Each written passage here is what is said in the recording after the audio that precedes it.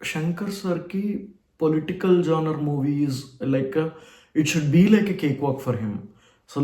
అసలు ఆయన తీయని సినిమాలు కాదు, ఆయన చూడని సినిమాలు కాదు. బట్ అలాంటి ఆయన ఇలాంటి మూవీ తీస్తాడు అనేది ఇట్ ఈస్ వెరీ షాకింగ్. అంటే రీసెంట్‌గా ప్రీవియస్ మూవీస్ చూస్తున్నాం. బట్ పొలిటికల్ జానర్‌లో for 4 years of effort, it is a very big disappointment. But I want to first start with positives. నాకు బాగా నచ్చింది రామ్ చరణ్స్ యాక్టింగ్ యాజ్ అప్పన్న.